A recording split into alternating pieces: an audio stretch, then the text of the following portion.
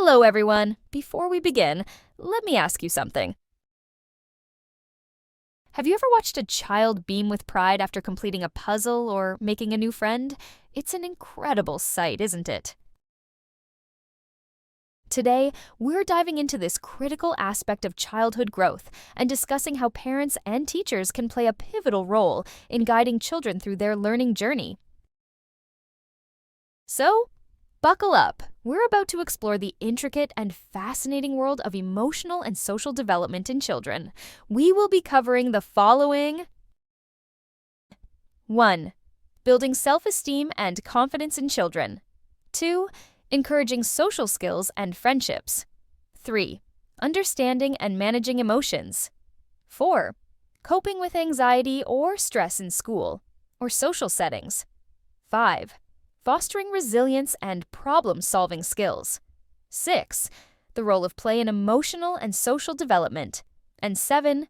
Teaching empathy and kindness. 1. Building self-esteem and confidence in children. How do you feel when someone genuinely praises your work?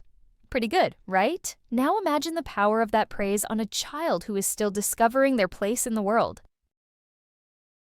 A child's self-esteem is built brick by brick through positive reinforcement, encouragement, and a sense of achievement. So, how do we nurture self-confidence in children? One effective way is by allowing them to take on challenges appropriate to their age and celebrating their successes, big or small. Whether it's tying their shoelaces for the first time or completing a tricky homework assignment, acknowledging their efforts helps them develop a sense of competence. Let's not forget the importance of language. Instead of saying, "You're so smart," try, "I love how you kept trying even when it was tough." This reinforces effort over natural ability and teaches children that perseverance is key. Another powerful tool is giving children responsibilities.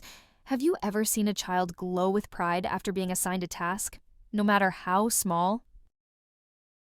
Whether it's feeding a pet, watering plants, or organizing their school bag, a sense of responsibility boosts their self-worth and independence. But here's the catch: overpraising or shielding them from failure can backfire. Confidence is built not just through successes, but also through overcoming setbacks. Instead of rescuing a child from every difficult situation, guide them through it. Ask, "What do you think you could do differently next time?" This simple question encourages problem-solving and self-reflection. 2. Encouraging social skills and friendships. Think back to your own childhood. Who was your best friend, and what made that friendship special? Social interactions are vital in shaping a child's ability to communicate, cooperate, and develop empathy. Friendships teach children about sharing, compromise, and conflict resolution. But let's be honest, not all kids are natural social butterflies. Some need a little guidance in navigating the world of friendships. As parents and teachers, we can create opportunities for them to develop these skills. Encourage group activities, be it play dates, sports, or group projects at school. These situations allow children to practice turn-taking, listening, and teamwork. And if a child struggles to make friends, gently help them find common ground with peers. You might say, "Did you know that Jamie also loves dinosaurs? Maybe you could talk about your favorite ones together." Teaching children to manage conflicts is just as important. If two kids argue over a toy, rather than stepping in immediately, try asking, "How can we solve this so that both of you are happy?" This fosters negotiation skills and emotional intelligence. And let's not forget about kindness. Small acts, like complimenting a classmate's artwork or offering help, build the foundation for strong, meaningful relationships. 3. Understanding and managing emotions. Have you ever seen a child throw a full-blown tantrum over something seemingly trivial, like getting the wrong color cup? The reality is, children experience emotions intensely, but they don't always have the words to express them. One of the best ways to help children understand emotions is by teaching them to name their feelings. Instead of simply saying, "Calm down," try, "I see that you're feeling frustrated because your tower fell over.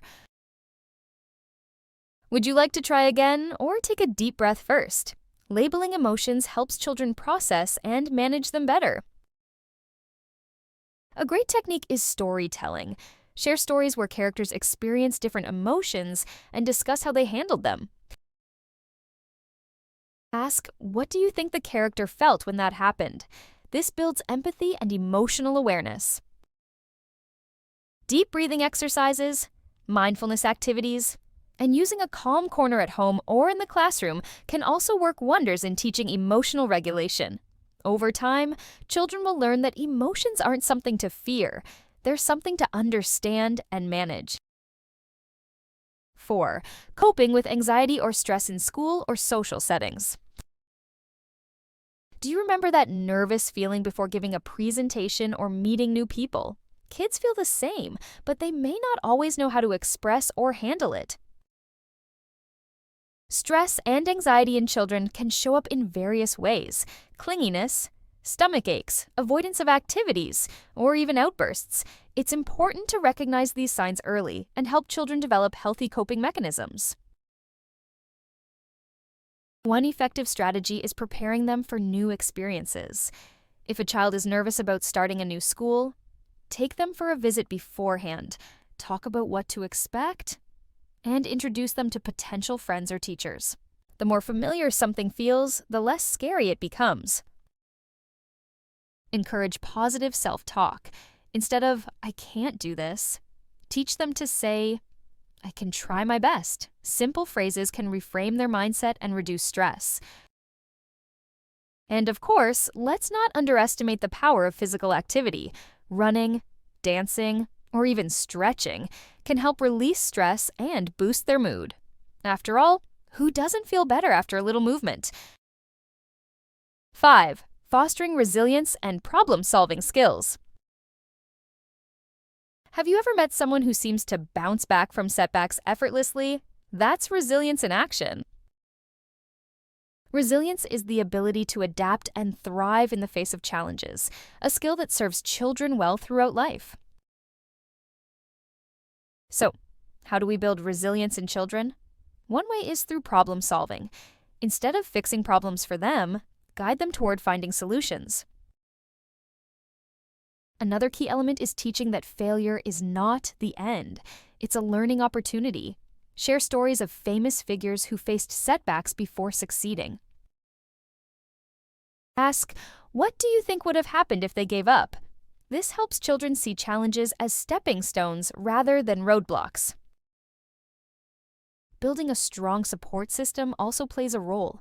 Knowing that they have a trusted adult to turn to provides children with the emotional security to take risks and face difficulties head-on. 6. The role of play in emotional and social development. Play is more than just fun. It's a child's way of learning about the world. Through imaginative play, children explore emotions, practice social interactions, and develop problem-solving skills. Pretend play, such as acting out different roles, helps children understand different perspectives and develop empathy. When children play house, school, or superheroes, they are learning how to communicate, compromise, and express their emotions in safe and creative ways. Outdoor play is just as important. Running, jumping, and playing team sports teach children about teamwork, patience, and managing frustrations. Have you ever seen kids negotiating who gets to be the captain in a game? That's real-world problem-solving at its best. Even solo play can be beneficial. Activities like building with blocks, drawing, or storytelling allow children to express emotions and develop self-regulation. Play also helps in stress relief. After all, even adults need a break sometimes, right? 7. Teaching empathy and kindness. In today's fast-paced world, empathy is more important than ever. But how do we teach children to care about others? One way is through storytelling. Reading books about different perspectives opens a child's mind to experiences beyond their own. Discussing how a character might feel in a story helps children practice putting themselves in someone else's shoes. Another great method is leading by example. Children are always watching us. If they see adults being kind, whether it's holding the door for someone, listening attentively, or speaking kindly to others, they will likely mimic these behaviors.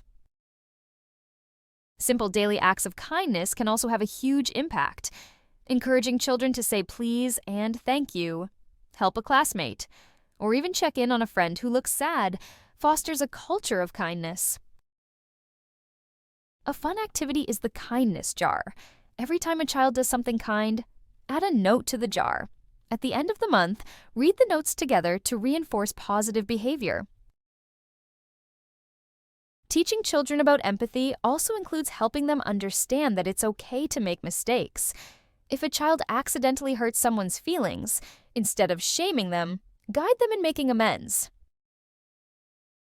A simple "I'm sorry," along with understanding why their actions hurt someone, helps build emotional intelligence. Conclusion. As we wrap up, let's take a moment to reflect. What's one small change you can make today to support a child's emotional and social development? Whether it's offering more encouragement, creating opportunities for friendships, or teaching problem-solving skills, every little step makes a difference. Children don't just grow academically, they grow emotionally and socially. As parents and teachers, we have the incredible privilege of guiding them through this journey.